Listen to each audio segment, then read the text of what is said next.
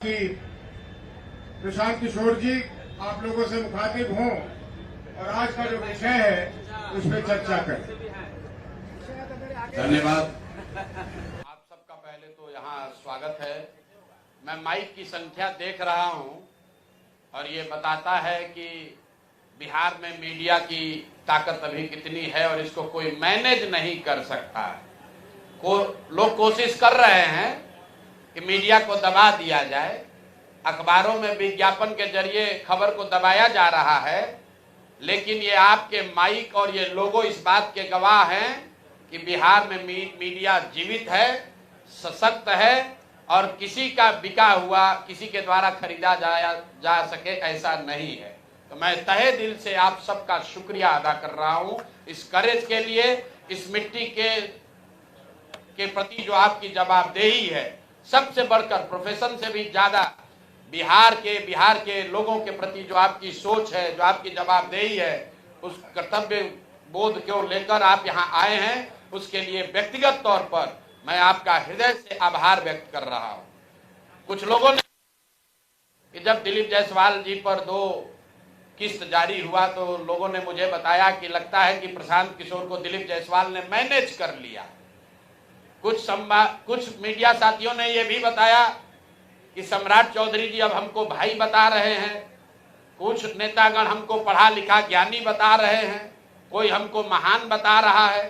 तो भैया सबका धन्यवाद है, हमारे लिए आपने अच्छे शब्द कहे, उसके लिए हम आपके शुक्रगुजार हैं। लेकिन मीडिया के सामने ये स्पष्ट कर रहा हूं कि मैं भाई भतीजावाद नहीं करता हूं, जाति धर्म में मेरा कोई यकीन नहीं है, और चाहे आप हमारे जाति के हैं या हमारे भाई हैं, हमारे मित्र हैं या हमारे रिश्तेदार हैं, अगर आपने गलती किया है तो आपको छोड़ा बख्शा नहीं जाएगा। उसी के कड़ी में आज हम आपसे मुखातिब हैं और आज हम लोग जहां से खत्म किए थे वहीं से शुरू करेंगे। दिलीप जायसवाल से शुरू खत्म हुआ था तो दिलीप जायसवाल से ही शुरू करेंगे, नहीं तो लोग कहेगा ना दिलीप जायसवाल से समझौता हो गया। तो इतना आप समझ लीजिए, आपके जरिए बिहार की जनता को भी बता रहे हैं, बिहार में अभी किसी के पास इतना पैसा नहीं है कि प्रशांत किशोर का ईमान खरीद सके। दिलीप जायसवाल तो बहुत छोटी चिड़िया है, इतना अभी ताकत नहीं है कि हमारा ईमान खरीद सके। तो ये कितने भ्रष्ट लोग हैं अभी इसकी जानकारी देंगे, लेकिन उससे पहले मैं आपका 2 मिनट समय लेना चाहता हूं। बिहार की एक त्रासदी, बिहार के एक बच्चे के साथ त्रासदी हुई है और ये समय इसलिए ले रहे हैं कि आज देश के गृह मंत्री अमित शाह जी यहां आ रहे हैं। आपको बता दूं कि अभी आपने कल खबर पढ़ी होगी, संतोष ऋषिदेव करके किशनगंज के खुरखुरिया गांव का एक लड़का है 16-17 साल का, संतोष ऋषिदेव, वो हरियाणा में जो खबर कल इंडियन एक्सप्रेस में छपी है, करीब करीब 2 महीना तक उसको बंधुआ मजदूर बनाकर लोगों ने वहां रखा था। उसका हाथ कट गया, हाथ में इन्फेक्शन होने की वजह से उसका हाथ एम्प्यूट करना पड़ा है। इसकी जानकारी आपको अभी देनी जरूरी है। क्यों हम लोग पलायन की इतनी बात करते हैं, जरा आप दर्द समझिए। ये लड़का 3 अपने साथियों के साथ यहां से गया दिल्ली, 1 महीने में उनका पैसा खत्म हो गया। रेलवे स्टेशन पर वो लोग वापस आ रहे थे, हरियाणा के किसी व्यक्ति ने उस लड़के को झांसा दिया कि आकर हमारा गाय बैल का काम करोगे तो तुमको 10,000 रुपया महीना देंगे। डेस्परेट स्थिति में ये लड़का उस व्यक्ति के साथ हरियाणा के उस गांव में चला गया जहां पर ये व्यक्ति उसको ले गया और 1.5 महीना तक बिना किसी 1 रुपया दिए हुए उसको सिर्फ जीने भर खाना दिया गया है। उस लड़के को उससे बंधुआ मजदूरी कराई गई है और चारा, गाय का चारा काटते समय उस लड़के का मशीन में हाथ चला गया जिससे उसकी उंगलियां कट गई। उसका इलाज करने के बजाय, कराने के बजाय, मदद करने के बजाय उसको गंदे कपड़े से उसके हाथ को बांध के वैसे ही खून गिरते हुए उसको गाड़ी में बैठाकर बेहोशी के हालत में उस व्यक्ति ने, उस परिवार ने किसी पहाड़ी के नीचे हरियाणा में छोड़ दिया। ये भला हो वहां पर 2 शिक्षकों का जिन्होंने उस बच्चे को देखा और उसको ले जाकर पुलिस के हवाले किया। आज वो लड़का पीजीआई अंबाला में भर्ती है, उसका हाथ काटना पड़ा है। तो मेरा पहला सवाल अमित शाह जी से है कि आप आ रहे हैं बिहार में, बिहार के लोगों को बड़ी बड़ी बात कहोगे। हरियाणा में भाजपा की सरकार है, जिसकी वजह से हरियाणा में जहां पर बिहार के बच्चे के साथ ऐसा कुकृत्य किया गया है, उसका हाथ कट गया। आज वसी पुनौरा धाम से सीता माता की उस धरती से जरा बताइए कि जिस परिवार ने बिहार के बच्चे को 2 महीना तक बंधुआ मजदूर बनाया, उसका हाथ कट गया है। वो गरीब ऋषिदेव मुसहर समाज का लड़का है, उसको अभी तक सिर्फ 5,000 रुपया कॉम्पनसेशन मिला है। कल रात में हमारे लोग उनके घर गए थे, उनकी मां रो रही थी कि सिर्फ हमको 5,000 रुपया मिला है। उसका लड़के का पिताजी और भाई, उनके पास ट्रेन से अंबाला जाने का पैसा भी नहीं था। और बताइए, ये स्थिति में लोग जी रहे हैं और यहाँ का अफसर, यहाँ के नेता लाखों करोड़ों रुपया का घोटाला कर रहा है। यहाँ का एक गरीब दलित समाज का लड़का 10,000 रुपया के लिए बंधुआ मजदूर बन गया, उसका हाथ काट दिया गया, उस पर कोई संज्ञान नहीं है। और यहाँ नेता बैठ के प्रतिबंधित क्षेत्र बनाया है, उसमें बंगले में बैठ के लूट मचाया है। अब आ जाइए आज के मुद्दे पर। आज हमारा विश्वास है कि अमित शाह इस बात पर जवाब देंगे कि हरियाणा सरकार उस परिवार को, उस व्यक्ति को कब गिरफ्तार करेगी जिसने संतोष ऋषिदेव को बंधुआ मजदूर बनाकर 1.5 महीना तक अपने घर पर रखा था। जबरदस्ती उसका हाथ कट गया उस बच्चे का। वो इतना त्रासदी में लड़का है कि पुलिस बता रही है कि वो ये भी नहीं बता पा रहा है कि किस गांव में उसको रखा गया था। उसको बस इतना ही याद है कि हमको पहाड़ियों के बीच किसी गांव में रखा गया था। तो मैं आपके जरिए भाजपा से, खासकर गृह मंत्री अमित शाह जी से अनुरोध कर रहा हूं, हरियाणा में भाजपा की सरकार है, आप लोग बिहार में आकर वोट मांगते हैं, बिहार के किसी बच्चे को के साथ ऐसा विभत्स घटना हुआ है, कृपा करके इसका संज्ञान लीजिए और उस परिवार को, उस दोषी को तुरंत से तुरंत वहां पर गिरफ्तार किया जाना चाहिए और इस बच्चे को सुटेबल कंपनसेशन पहले हरियाणा सरकार को देना चाहिए और बिहार सरकार में भी जो कान में तेल डालकर बैठे हैं, इनको भी उस बच्चे को मदद करनी चाहिए। और आगे मैं उस बच्चे से आपको मिलाऊंगा, अभी उसका ट्रीटमेंट चल रहा है, अगले प्रेस कॉन्फ्रेंस में आपको बताऊंगा। वो लड़का खुद आपको बताएगा कि उसके साथ किस किस तरह की विभत्स घटना घटी है। अब आइए आज के मुद्दे पर। दिलीप जायसवाल जी, मेरे भाई, हमने आपको कहा था कि ये कॉलेज कब्जा किए हुए हैं, 25 वर्ष से किए हुए हैं और बिहार के सभी अलग अलग दलों के नेताओं को पैसे के दम पर, कॉलेज में एडमिशन के दम पर और कई तरह का प्रलोभन के दम पर अपना सत्ता बनाए हुए हैं। उनके द्वारा उन पर जो इल्जाम है राजेश शाह के मर्डर का, वो घटना भी आपको विस्तृत बताई गई है, उस पर भी अभी ना उन्होंने कोई जवाब दिया, ना कोई कार्रवाई हुई। भाजपा वालों ने अभी तक कोई कार्रवाई नहीं की। अब आ जाइए हमारे अमंगल काल वाले मंगल पांडे जी का। मंगल पांडे जी को क्यों कह रहे हैं? मंगल पांडे जी और दिलीप जायसवाल दोनों एक दूसरे के भारी मित्र हैं। मित्र कैसे हैं? अब बताइए, 20 में कोविड हुआ, कोविड में जब आप मारे फिर रहे थे, यहाँ के लोगों को दवा नहीं मिला, ऑक्सीजन नहीं मिला, लोगों को दवा, डॉक्टर, अस्पताल का जुगाड़ नहीं हुआ, उस समय के स्वास्थ्य मंत्री उस समय दिल्ली में फ्लैट खरीद रहे थे।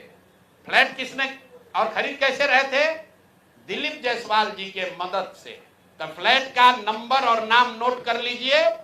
द्वारका में flat number 001 CGHS limited, plot number 11 sector 6 Dwarka new Delhi में भाई साहब ने अपनी पत्नी के नाम से, उर्मिला पांडे जी के नाम से, इन्होंने 86 लाख रुपया पेपर पर है, 86 लाख रुपए में इन्होंने फ्लैट खरीदा। तो कोई बड़ी बात नहीं है भाई, कोई भी फ्लैट खरीद सकता है। अब बड़ी बात क्या है ये समझिए। इन्होंने जो फ्लैट खरीदा, इसका पैसा कहां से आया? इसका पैसा पहले तो ये जब फ्लैट का रजिस्ट्रेशन हुआ तो फ्लैट के विटनेस हैं हम लोग के माननीय सदस्य, भारतीय जनता पार्टी के अध्यक्ष दिलीप जायसवाल जी। और वहां पर अब ये देखिए, ये चलाते हैं अवैध मेडिकल कॉलेज और उस समय के स्वास्थ्य मंत्री में मंगल पांडे जी जब फ्लैट खरीदते हैं तो उसके विटनेस है दिलीप जायसवाल फोटो के साथ। अभी आपको ये डॉक्यूमेंट जारी करेंगे। अब आप कहिएगा कि भैया दोस्त मित्र हैं, एक ही साथ एक ही पार्टी में है, विटनेस है, तो इसमें क्या गलत हो गया? कोई गलत नहीं है। अब ये समझिए कि 86 लाख रुपया आया कहां से? 86 लाख रुपया उसका एक बड़ा हिस्सा सीधा 30 लाख रुपया आया है। मंगल पांडे जी के पिताजी का नाम है अवधेश पांडे। अवधेश पांडे जी ने ये पैसा भेजा अपने बहू को उर्मिला पांडे जी को। अब हम लोगों ने सोचा भाई अवधेश पांडे जी के पास इतना पैसा कहां से आया? अब आप देख लीजिए, अब इनको समझ में आएगा कि किससे ये उलझे हैं। 6 तारीख को 6/9/2019 को 6/8/2019 को ये दिलीप जायसवाल का अकाउंट नंबर है। आरटीजीएस से दिलीप जायसवाल ने 25 लाख रुपया अपने अकाउंट से, ध्यान दीजिए, एलिगेशन नहीं है, ये बैंक का डॉक्यूमेंट है। आरटीजीएस नंबर नोट कर लीजिए। दिलीप जायसवाल ने अपने अकाउंट से 25 लाख रुपया अवधेश पांडे जी को दिया, जो मंगल पांडे जी के पिताजी हैं। और अवधेश पांडे जी ने उस पैसे को आगे ट्रांसफर कर दिया उर्मिला पांडे जी को, जो मंगल पांडे जी की पत्नी है। और ये पैसा वहां से इन लोगों ने दिया फ्लैट खरीदने के लिए, 86 लाख रुपया अलग अलग लोगों से लेकर।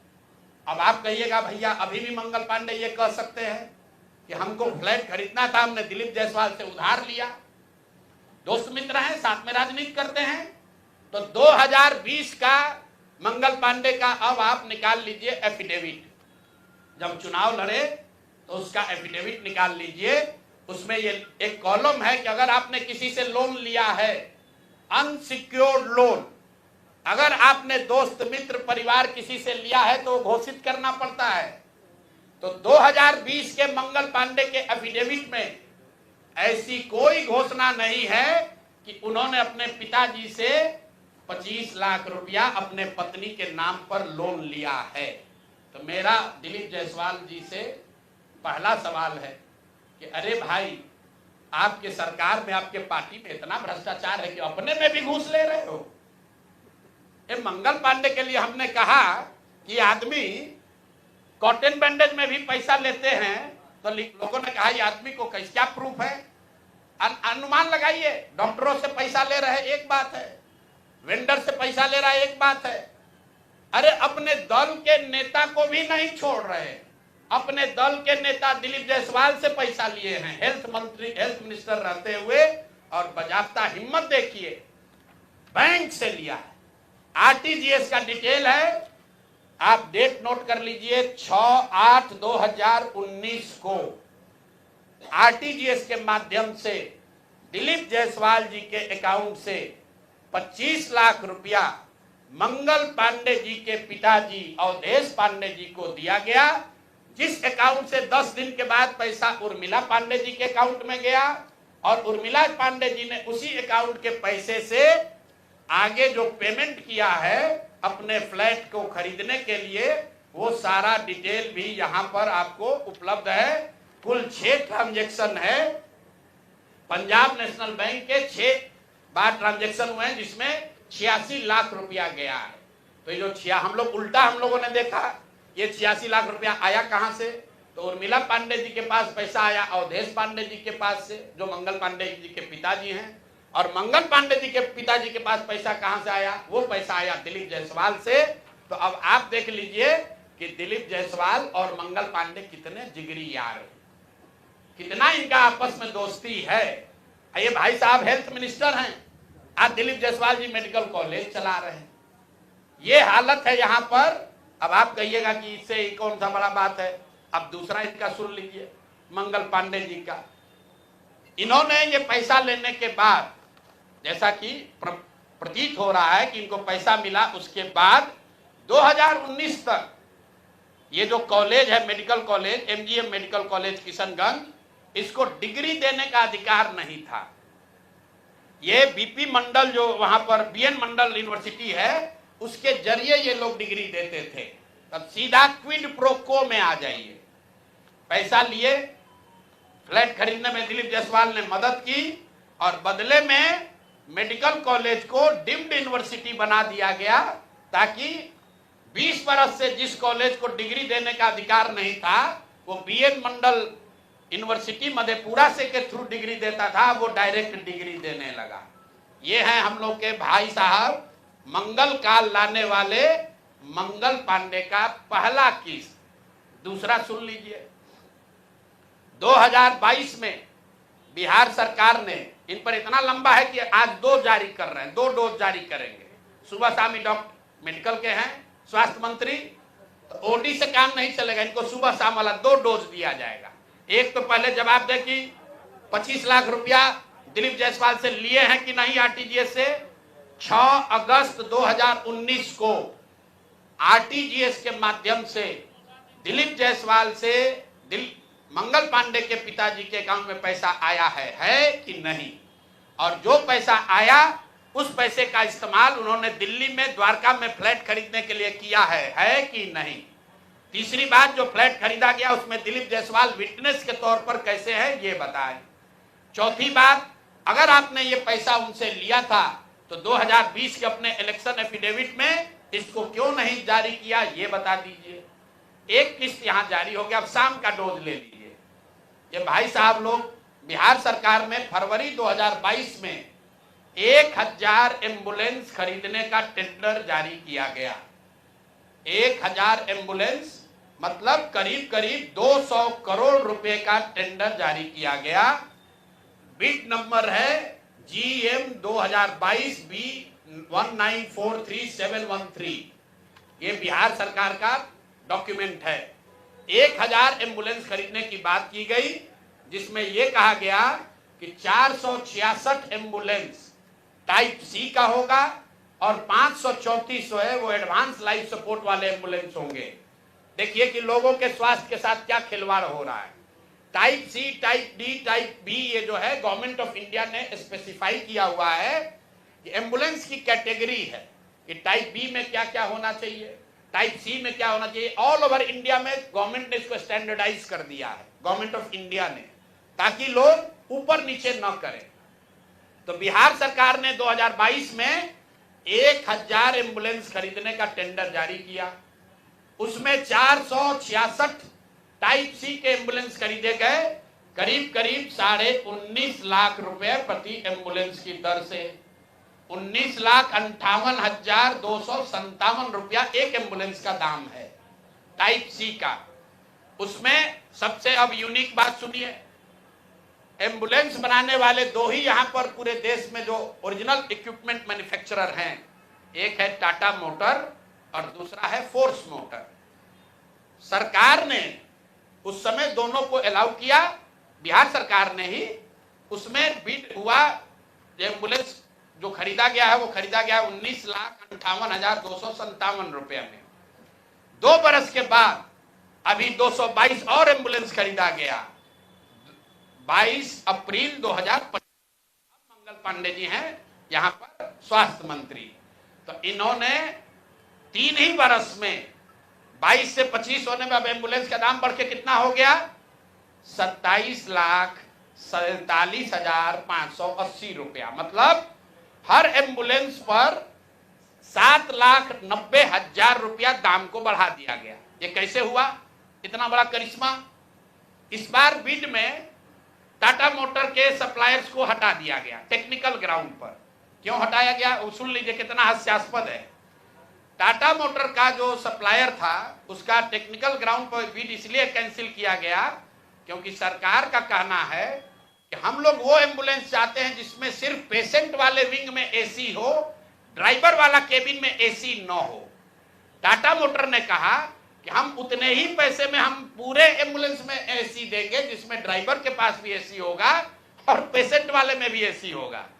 फोर्स मोटर ने ये कहा, या उनके जो डीलर हैं, कि नहीं, हमारे जो ड्राइवर वाला केबिन है उसमें एसी नहीं है, पेशेंट वाला में एसी है। इसका इस्तेमाल करके टाटा मोटर को बिड से टेक्निकली डिस्क्वालीफाई कर दिया गया। और जो 19 लाख का एम्बुलेंस है उसको 28 लाख में अभी सरकार ने खरीदा है। अभी ये पेमेंट हो गया है। जिस एंटिटी को ये मिला है, ये वही एंटिटी है जिसको पहले 450 करीब 444 एम्बुलेंस का कॉन्ट्रैक्ट मिला था। उस एंटिटी के खिलाफ एक और शर्त सुनिए, जब ये कॉन्ट्रैक्ट दिया गया 450 एम्बुलेंस का, तो उसमें शर्त थी कि हर जिले में उस कंपनी का कम से कम एक सर्विस सेंटर होगा, तभी उसका बिड कंटिन्यू होगा। 22 में 450 एम्बुलेंस खरीदा गया। फोर्स मोटर का कोई भी यहां पर 4 या 6 जिले को छोड़कर कहीं पर उनका सर्विस सेंटर नहीं है। बजाय उसके कि उस पर एक्शन हो, उसी को फिर से 250 एम्बुलेंस का और कॉन्ट्रैक्ट दे दिया गया। वो कॉन्ट्रैक्ट पिछला जो 19.5 लाख में दिया गया था, इस बार 27.5 लाख में दिया गया। और बात सुनिए, यही टाइप सी का एम्बुलेंस उड़ीसा में खरीदा गया 16 लाख में, अभी 2 महीना पहले। टाइप बी का एम्बुलेंस अभी यूपी सरकार ने खरीदा है 2500 एम्बुलेंस 12 लाख में। और बिहार के हम लोग के जो ज्ञानी मंत्री लोग हैं, ये वही एम्बुलेंस खरीद रहा है 27.5 लाख में। तो अब मंगल पांडे बता दे। और अभी आजकल हम नए मुख्य सचिव जो बनने जा रहे हैं, क्या नाम है उनका, प्रत्यय अमृत साहब, वो भी स्वास्थ्य के ही शायद प्रिंसिपल सेक्रेटरी हैं। भाई स्वास्थ्य के प्रिंसिपल सेक्रेटरी हैं प्रत्यय अमृत जी। मुख्यमंत्री जी का तो कार्यकाल 3 महीना बाकी है। ये भाई साहब का कार्यकाल अभी 1-2 बरस रहने वाला है। तो आप यहाँ प्रिंसिपल सेक्रेटरी हैं, आप बता दीजिए कि 600 एम्बुलेंस आपने किस शर्त पर खरीदा है, क्यों 19.5 लाख पेमेंट को बढ़ाकर 27.5 लाख किया गया है, और अभी और 400 450 एम्बुलेंस का टेंडर जारी किया जा रहा है। कुल 1000 एम्बुलेंस खरीदा जाना है, 1250 एम्बुलेंस, एक एम्बुलेंस का दाम करीब 25 लाख रुपया है। आप वेबसाइट पर जाइएगा, फोर्स मोटर टाइप सी के एम्बुलेंस का मार्केट रेट वेबसाइट पर बता रहा है 21 लाख। अब बिहार सरकार खरीद रही है उसको 28 लाख में। और 21 लाख का अगर आप बल्क के खरीदार हैं तो आप नीचे न कीजिएगा, रेट कम होना चाहिए। बिहार सरकार ने खुद 19.5 लाख में लिया था, अब उसको बढ़ा के 28 लाख कर दिया। तो मेरे भाई मंगल पांडे जी, बिहार में सिर्फ आप ही का मंगल काल चल रहा है, अब बहुत दिन से चल रहा है। बहुत ज्यादा लूट रहे हैं, घर खरीद रहे हैं, अपने बीवी बाल बच्चों का उपाय कर रहे हैं, लंबा फेंक रहे हैं। तो अब जरा बिहार के लोगों का अमंगल होना बंद हो, इसके लिए बताइए कि पैसा आप दिलीप जायसवाल के साथ मिलकर लिए हैं कि नहीं। और दिलीप जायसवाल का मैं क्यों ये बता रहा हूं ये समझिए। मैंने पिछले वार्ता में कहा था, दिलीप जायसवाल के मेडिकल कॉलेज से बिहार में सबसे ज्यादा आयुष्मान कार्ड के जरिए सबसे ज्यादा पैसे की निकासी की गई है। आयुष्मान कार्ड का अभी सीईओ कौन है, आयुष्मान कार्ड का यहां मुख्य पदाधिकारी कौन है? दिलीप जायसवाल के साथ रहे हुए पीएस, कम से कम कितने साल रहे हैं पीएस, और उनके साथ काम किए हुए अधिकारी, आप लोग जाइएगा, अभी नाम लेना उचित नहीं है। मंगल पांडे के जो पीएस थे वही आजकल आयुष्मान के यहां पर हेड हैं। देखिए इनकी मिली भगत है। शशांक जी वो पहले मंगल पांडे के पीएस थे, अभी आयुष्मान के हेड हैं। आयुष्मान कार्ड के स्कीम के जरिए करोड़ों रुपए की उगाही की निकासी की गई है दिलीप जायसवाल के मेडिकल कॉलेज के द्वारा, और वही मेडिकल कॉलेज के मालिक मुखिया दिलीप जायसवाल चेक से दिलीप मंगल पांडे को पैसा दे रहे हैं। अब ये पूरा सर्किल आप समझ लीजिए और आप जवाब दे दीजिएगा। एक और बात मुझे कहना है, हम पर कल कुछ उन्होंने टीका टिप्पणी की है, तो यहाँ आरजेडी वाले 2-3 बरस हाथ पांव मारे कि प्रशांत किशोर के खिलाफ कुछ निकाले, तो 2-3 बरस बेचारे खोज खाज के निकाले कि इसका पिताजी का सरनेम है पांडे, इसके अलावा कुछ निकला नहीं। हमारे खिलाफ कुछ नहीं मिला तो कहा कि इनके पिताजी का सरनेम है पांडे, पंडित जी हैं, ऐसा उसका इल्जाम है। उसी तरह भाजपा वाला कहा ना हम लोग तो ज्यादा पढ़े लिखे हैं, हम लोग प्रशांत किशोर को एकदम इनका कच्चा चिट्ठा खोल देंगे। तो कल क्या बताया, एक केस में जो 2018 में जब मुझे जदयू मैंने छोड़ा था, तो मुझ पर दबाव बनाने के लिए नीतीश कुमार की पार्टी ने एक फर्जी यहाँ केस कराया था। केस क्या है ये सुनिए, चोरी का नहीं, डकैती ठेकेदारी का नहीं, केस ये है कि हम बात बिहार की एक जो फेसबुक पेज चलाते हैं, ये हमारा आइडिया नहीं है, किसी दूसरे का, किसी दूसरे लड़के ने पहले इसको सोचा था। अब देखिए, ये लोग कहते हैं कि हम बिजनेसमैन हैं, हमारा, अगर इन्हीं की बात मान लें, हमारा बिजनेस क्या था, नारा लिखना भी हमारा बिजनेस का हिस्सा था। तो देश भर का नारा लिख रहे हैं हम, और हमारा बात बिहार की लिखने के लिए हम दूसरे का चोरी करके लाए। ये मामला कोर्ट में गया, कोर्ट ने इसको सिरे से खारिज कर दिया। हाई कोर्ट गया, वहां पर भी जजमेंट रिजर्व है, क्वेश होने के लिए कोई इसमें केस नहीं बनता है। केस चोरी का नहीं है, धोखाधड़ी का नहीं है, केस ये है कि जो प्रशांत किशोर बात बिहार की का फेसबुक पेज चला रहे हैं, ये प्रशांत किशोर से पहले किसी दूसरे लड़के ने सोचा था, ऐसा उस लड़के का दावा है। तो भैया अभी डीडी न्यूज भी चला रहा है बात बिहार की, वो भी यही चला रहा है। तो डीडी न्यूज पर भी 2-4 गो केस कर दो भाई, वो लोग भी हमारा चोरी किया है। बात बिहार की जन सुराज का, प्रशांत किशोर का 2018 से चलने वाला पेज है, जिस पर 21 लाख से ज्यादा लोग जुड़े हुए हैं। हर दिन कम से कम 5 करोड़ लोग उस पेज पर वीडियो, ऑडियो और जन सुराज का देखते हैं कार्यक्रम, और ये कह रहा है कि ये हम चोरी करके लाए। और अंतिम बात कि भाई सरकार आपकी, राज्य में सरकार आपकी, केंद्र में सरकार आपका, अगर हमने ऐसा कोई गलत काम किया है तो जैसे दिलीप जायसवाल हम पर फर्जी केस करने का कोशिश किए, जैसे आपके कार्यकर्ताओं ने हमारे खिलाफ केस किया, जैसे बिहार सरकार ने केस किया है, तुम भी केस कर दो, पुलिस को भेज दो, हमको पकड़ लो, कोई रोक तो रहा नहीं है। अरे भाई हम गलती की, हमको पकड़ लीजिए, दिक्कत क्या है। तो ये मामला अब आपके सामने रख दिए, इसके बाद इनको जवाब देने दीजिए। दिलीप जायसवाल की तरह ये भी कहेंगे यही बात कि भैया ऊपर वाला है, भगवान है। भगवान अगर आपके लिए है तो भगवान हमारे लिए भी है, भगवान अगर आपके हमारे लिए है तो उन गरीब लोगों के लिए भी है जिसका हक मार रहे हो, जिन लोगों को लूट रहे हो उनका भी है। और दिलीप जायसवाल और मंगल पांडे के साथ साथ जो अभी मुख्य सचिव डिजिग्नेट हैं, प्रत्यय अमृत जी को क्लियर करना चाहिए कि उनके स्वास्थ्य विभाग के प्रिंसिपल सेक्रेटरी रहते हुए ये एम्बुलेंस का कॉन्ट्रैक्ट कैसे हुआ, क्यों 12 लाख 13 लाख का एम्बुलेंस आपने 19 लाख में पहले खरीदा, फिर उसी एम्बुलेंस को 28-27 लाख में खरीद रहे हैं, क्यों खरीद रहे हैं, क्यों टाटा मोटर को आपने डिस्क्वालीफाई किया, क्यों फोर्स मोटर को के ही सप्लायर को दिया गया है, इस पर प्रत्यय अमृत जी को भी बोलना चाहिए। इसलिए कि अभी आपको यहाँ मुख्य सचिव बनना है, 2 साल बिहार की जनता का आप पर भरोसा है, आप सबसे बड़े यहाँ के पदाधिकारी होंगे, तो आपको बताना चाहिए कि इसकी सच्चाई क्या है। शायद हम लोग को समझने में कुछ गलती हो रही है, तो प्रेस करके पढ़े लिखे व्यक्ति हैं, कल हम कहीं पढ़ रहे थे कि बहुत पढ़े लिखे व्यक्ति है, हिंदू कॉलेज में पढ़े हैं, पढ़ने में बहुत मेधावी रहे होंगे तभी IAS है। तो भैया हम लोग को अगर पढ़ने समझने में कुछ कमी है, दिक्कत आ रही है, तो प्रत्यय अमृत प्रेस करके बता दे कि उसी एम्बुलेंस को जो अभी 2 साल पहले आपने 19.5 लाख में खरीदा था, उसको अभी 27-28 लाख में क्यों खरीदा है। जिसको आपने कॉन्ट्रैक्ट दिया उसने कॉन्ट्रैक्ट का सारे वायलेशन किए हैं, फिर उसी एजेंसी को काहे दे रहे हो। स्वास्थ्य मंत्री तो हैं ही, लेकिन अधिकारियों को भी ध्यान रखना है, साइन भैया फाइल पर आप ही कर रहे हो, मंत्री नहीं कर रहा है। तो अगर आप पकड़े, पशुपालन घोटाला में लोग पकड़े गए तो नेता तो पकड़े ही गए, अधिकारी भी नापे गए। और बिहार में जो एक धारणा बन गई है कि लालू जी चोर है, भाई ठीक है लालू जी चोर है नहीं है, उसका आपने इल्जाम लगाया, कोर्ट ने उसका संज्ञान लिया, जांच हुआ, जो उनको सजा होनी थी हो गई।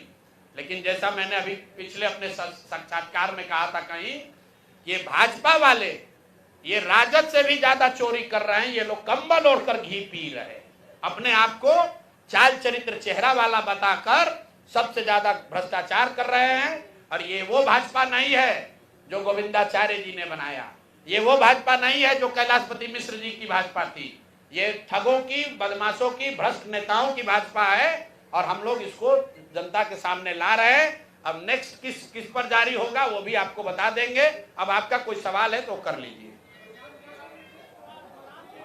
हाँ सामने वो दिखिए नहीं, इधर से बोलिए।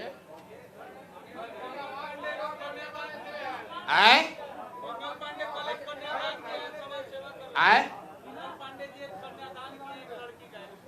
कन्यादान किए हैं कौन? कन्यादान किए हैं कल। तो अब इससे हम लोग को क्या दिक्कत है? अगर मान लीजिए कुछ भला काम, देखिए आप अच्छा काम कीजिएगा तो उससे आपका किया हुआ पाप कटेगा नहीं, उसकी भरपाई तो करनी ही पड़ेगी। सनातन को समझने वाले जो लोग हैं वो है अकाउंट बराबर है, गलत करोगे गलत पाओगे, अच्छा करने से गलत कटेगा नहीं। अगर आप किसी गरीब व्यक्ति की, महिला की, बच्ची की शादी करा रहे हैं, उससे अगर आप एम्बुलेंस में घोटाला किए हैं तो उससे जान नहीं बचेगा। प्रशांत जी, क्या इस मामले में मुख्यमंत्री नीतीश कुमार भी दोषी हैं? मेरे भाई, हम वही बात बोलते हैं जो हमारे सामने तथ्य है, सामने डॉक्यूमेंट है, आप देख लीजिए। 2 डॉक्यूमेंट हमने दिया, ये नहीं कहा कि दिलीप जायसवाल और मंगल पांडे में मिली भगत है। हमने सीधा बैंक का आपको डिटेल दिया है। या तो बैंक वाले बता दे कि ये डॉक्यूमेंट फर्जी है, या दिलीप जायसवाल और मंगल पांडे बता दे कि नहीं ये ट्रांजैक्शन नहीं हुआ है। और 25 लाख रुपया अगर ट्रांजैक्शन हुआ है, हम बाकी और ट्रांजैक्शन दे सकते हैं। अभी आपको 25 लाख का दे रहे हैं, उनसे आप पूछ लीजिए कि दिलीप जायसवाल के अकाउंट से 6 अगस्त 2019 को आपने अपने पिताजी के अकाउंट में 25 लाख रुपया लिया कि नहीं लिया, इतना बता दीजिए। उसके बाद बाकी और अकाउंट जारी कर देंगे।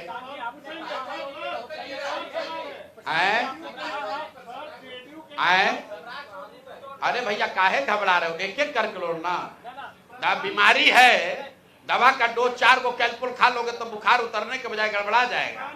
एक दिन में 2 ही पैरासीटामोल खाना है।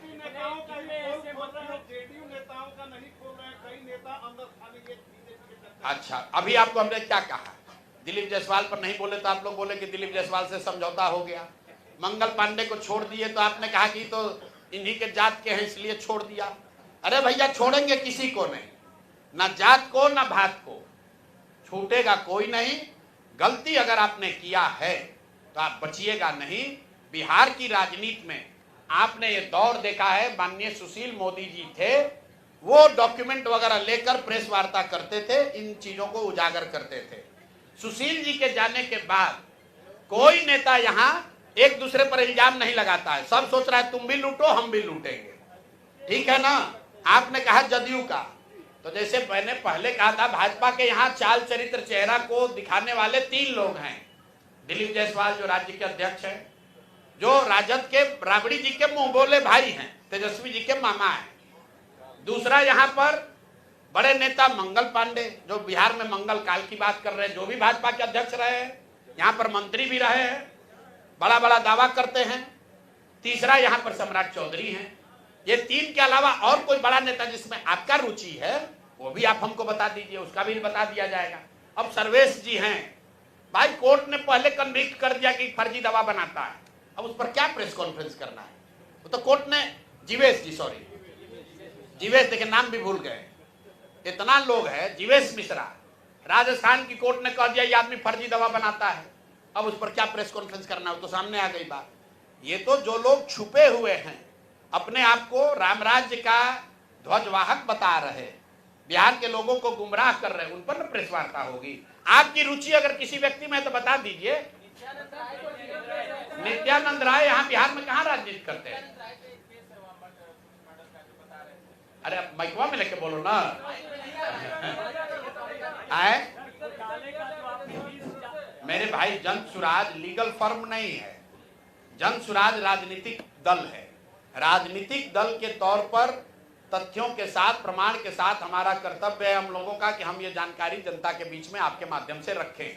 जहां तक लोगों को लीगल मदद देने की बात है, जैसे राजेश शाह का मामला है या मेडिकल कॉलेज के अवैध कब्जा का मामला है, उसको लीगली प्रोसेस किया जा रहा है। लेकिन आपको जरिए पहले जनता को बताया तो जाए कि ये लोग कर क्या रहे।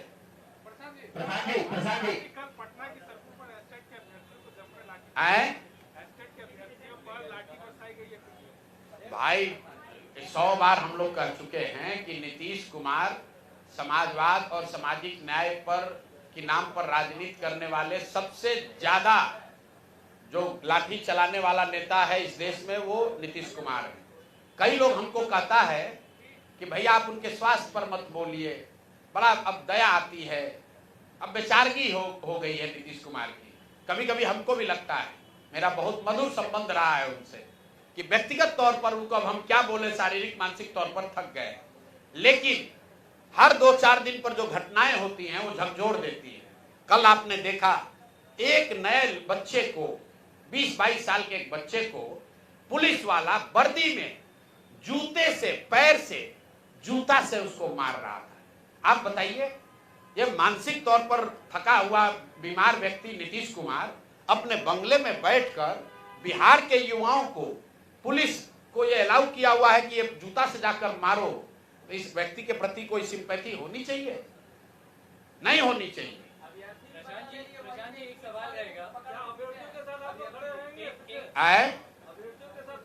अरे भैया, अभ्यर्थियों के साथ आप ये बताइए कि 3 वर्ष में हम लोगों ने आंकड़ा जारी किया है, 84 से ज्यादा अलग अलग समूहों पर लाठियां चली हैं पटना में। वो चाहे अभ्यर्थी हो, छात्र हो, आशा वर्कर हो, आंगनवाड़ी हो, सरपंच हो, मुखिया हो, रसोईया हो, सांख्यिकी वाले हो, राज्य कर्मी हो, कोई वर्ग बाकी नहीं है। हर आदमी लाठी खा के गया। यहां तक कि भाजपा वाले नेताओं को भी दौड़ा दौड़ा के नीतीश कुमार के पुलिस ने मारा। अब फिर भी ये भाजपा वाला इतना डरपोक है कि सत्ता के लालच में, कुर्सी के लालच में, यही केजरीवाल जी को पीट पीट के यहाँ पर डाक बंगला में लाल कर दिया था, और अभी नीतीश कुमार को भगवान बता रहा है। क्यों? सत्ता का लालच है। प्रधान जी, जो आप आरोप लगा रहे हैं, हम आरोप को नहीं लगा रहे। कौन बोल रहा है? प्रधान जी, आरोप आप लगा रहे हैं, हमने कहाँ आरोप लगाया? कायदे से ये आरोप तेजस्वी यादव को लगाना चाहिए, क्योंकि विपक्ष के वो नेता है, और तेजस्वी यादव कहते हैं कि दिलीप जायसवाल जो है उनके मामा है। तो क्या शीर्ष नेतृत्व के नेताओं का रिश्ता क्या बताता है कि भाजपा जो है वो आरजेडी की भी टीम है? देखिए, आज जो भाजपा, मैंने पहले आपको कहा, उसका जो भी नेतृत्व है, सम्राट चौधरी कहाँ थे? वो लालू जी राजद से ही तो निकले हुए हैं। कम उम्र में मंत्री बनाना, विधायक बनाना, सम्राट चौधरी को किसने बनाया? यही तो राजद के लोगों ने ही तो बनाया। दिलीप जायसवाल कहाँ की राजनीति करते थे? ये सब राजद की उपज हैं। तो सब एक ही विचारधारा, एक ही तरह का लूट मार करने वाले तो लोग हैं। ये कोई गंगा से थोड़े, गंगोत्री से थोड़े ना निकले हैं, ये सब राजद वाले गंगोत्री से ही निकले हैं। तो जैसे जिसका जैसा उद्गम है वैसा ही उसका स्वभाव है, वही काम करता है। भैया, डॉक्टर सुरक्षित है कि नहीं, इसकी चर्चा हो रही है। चिंता ये होनी चाहिए कि बिहार के 13 करोड़ लोग असुरक्षित हैं। जब कोविड में आपके लोगों को दवा नहीं मिला, पैरासीटामोल, ऑक्सीजन नहीं मिला, तब बिहार के स्वास्थ्य मंत्री करोड़ों रुपए का फ्लैट दिल्ली में खरीद रहे थे, और मदद कौन कर रहा था? दिलीप जायसवाल। तब वो चर्चा क्या बात है? डॉक्टरों की सुरक्षा होनी चाहिए, वो तो रहेगी।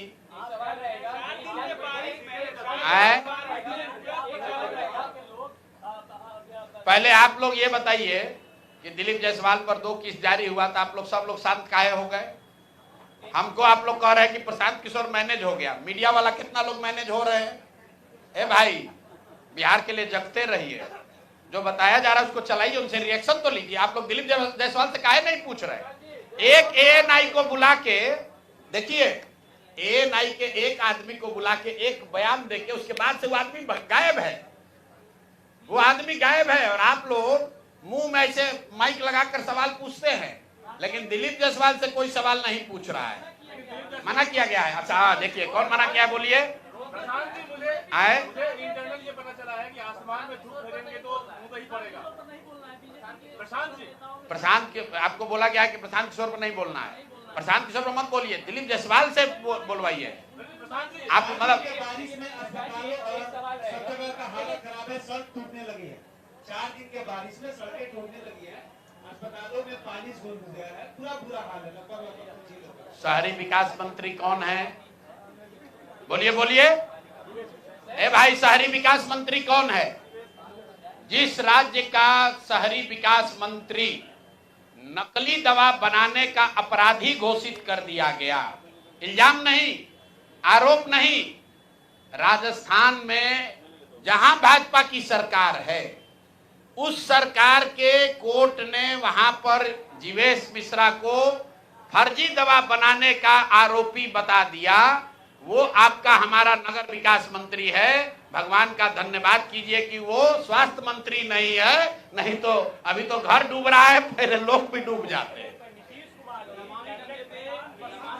आए आप कह रहे हैं कि बिहार को कर्ज में डाल दिया। नीतीश कुमार की सरकार कर रही है, नीतीश कुमार कैबिनेट में लगातार इस तरह से बिहार के लिए लगातार आप देख रहे हैं कि सब कुछ देते जा रहे हैं, इसको कैसे? अच्छा ठीक है, देते जा रहे हैं तो भाई हमारी बात मत मानिए। नीति आयोग का वेबसाइट खोल लीजिए। देश का सबसे गरीब राज्य कौन? बिहार। देश का सबसे अशिक्षित राज्य कौन? बिहार। देश में सबसे ज्यादा बेरोजगारी कहाँ? बिहार में। सबसे ज्यादा पलायन कहाँ? बिहार में। सबसे कम किसानों की स्वनिधि राशि किसको कहाँ मिली? बिहार में। मनरेगा का यूटिलाइजेशन सबसे कम कहाँ हुआ? बिहार में। प्रधानमंत्री आवास योजना में सबसे कम घर कहाँ बने? बिहार में। अरे भाई, तुम तो अपनी सरकार की योजना को भी लागू नहीं कर रहे हो। मनरेगा में बिहार सरकार का यूटिलाइजेशन है 39%। अब प्रधानमंत्री आवास योजना में यूपी में बिहार के मुकाबले 10 गुना ज्यादा घर बन गया। किसानों को जो 6,000 रुपया मिलता है, 2,000 रुपया, उसमें पूरे देश में पर कैपिटा बेसिस पर सबसे कम किसानों को बिहार में मिल रहा है पैसा। क्यों? क्योंकि सरकार उसका बैंक और आधार कार्ड भी जमा नहीं करा पा रही है। तो कैबिनेट में क्या फैसला कर रहे हो? कैबिनेट में फैसला ये हो रहा है कि 30 वर्ष में पहली बार लालू का डर दिखाकर अब एनडीए को वोट मिलने वाला नहीं है। जन सुराज की व्यवस्था आ गई। अगर जन सुराज नहीं होता तो कैबिनेट में एक प्रस्ताव पारित होता कि लालू का जंगल राज न लौटे, इसलिए एनडीए को वोट दो। अब तो वो बात चलेगा नहीं। अगर आप कहिएगा लालू का जंगल राज न लौटे तो लोग कहेगा हाँ भाई लालू का जंगल राज न लौटे, लेकिन तुम भी मत लौटो, अब जनसुराज लौटेगा, जनसुराज आएगा। तो अब वो डर से, देखिए इसका डर मैं हमेशा कहता हूं। आप लोग कहते हैं कौन जीतेगा कौन हारेगा। जनसुराज के होने से हम लोग का कोई विधायक नहीं, कोई मंत्री नहीं, हम लोग ना पक्ष में ना विपक्ष में, लेकिन जनसुराज का डर इतना है कि 20 बरस में जो वृद्धों का, दिव्यांगों का, विधवाओं का पेंशन 400 रुपया से बढ़कर 410 नहीं हुआ, वो एक ही बार में 1100 हो गया। कुछ लोग कह रहा है कि तेजस्वी यादव कहने पर हुआ। चलिए मान लीजिए इस बात को, तो जरा तेजस्वी यादव से पूछिए कि भाई जब तुम्हारे माँ बाप थे यहाँ मुख्यमंत्री तब तो वृद्धों को 1 रुपया नहीं मिलता था, और इस 20 बरस में भी 3 बरस आप डिप्टी सीएम थे, उस समय 400 से बढ़ा के 450 काहे नहीं कर दिए? अभी आशा का मानदेय बढ़ गया, रसोईया की सैलरी डबल हो गई। क्यों हो रहा है? क्योंकि ये भय सता रहा है, जनता का डर है। ये जनसुराज का, प्रशांत किशोर का डर नहीं है। ये लोगों को दिख रहा है कि बिहार के लोगों को एक विकल्प मिल गया है। अगर हम काम नहीं करेंगे, बात नहीं सुनेंगे लोगों की, तो जनता हमको हराएगी। और यही तो जनसुराज सिखा रहा है कि अरे भाई, नेताओं में ये डर पैदा करो, जनसुराज के नेताओं में भी डर पैदा करो कि अगर काम नहीं करोगे तो जनता तुमको हराएगी। जनसुराज से भी गलत आदमी खड़ा होता है, उसको भी हराइए। हर हालत में जनता के हाथ में ही ताकत है। नेताओं को अकाउंटेबल बनाना है तो आपको काम के आधार पर वोट देना है।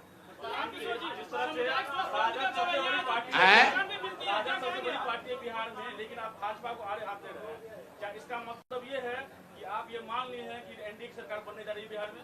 अरे हम तो ये मान लिए हैं कि एनडीए और जनसुराज में मुकाबला है। राजद को मरे हुए आदमी पर कितना बोझ डालिएगा?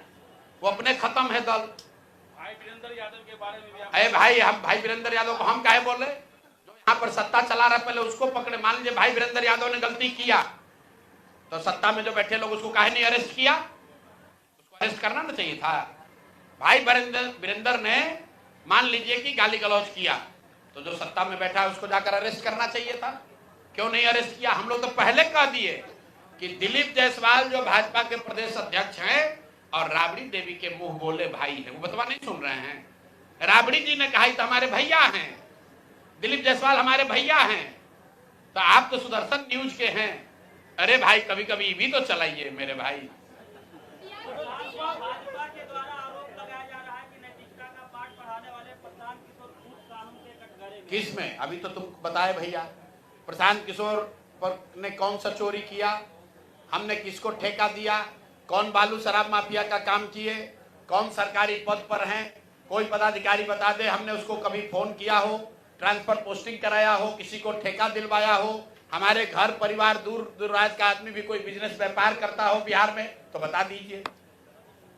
भाई आप ये कह रहे हैं कि बात बिहार की जो आप चलाते हैं, एक डमी लड़का शशांक खड़ा हुआ कहा कि ये प्रशांत किशोर से पहले ये सोच हमारे दिमाग में आई थी। तो भैया मोदी जी जो भाजपा वाला हमको कह रहा, भाजपा वाला से जरा पूछिए कि मान लीजिए एक बार को कि प्रशांत किशोर चोर है, नैतिक आदमी, इनमें मोरालिटी नहीं है, तो आपके सर्वमान्य नेता मोदी जी ऐसे आदमी को अपने घर में रखकर इनकी मदद ले रहे थे। अरे ये भाजपा के नेताओं को इतना भी नहीं समझ में आ रहा है। जरा पूछिए तो जाकर मोदी जी से कि सर ऐसे आदमी को जो कि नैतिक रूप से गलत है, उसको आप इतना बड़ा देश का नेता हैं, आप प्रशांत किशोर का मदद काहे ले रहे थे? प्रशांत किशोर को साथ में क्यों रखे थे?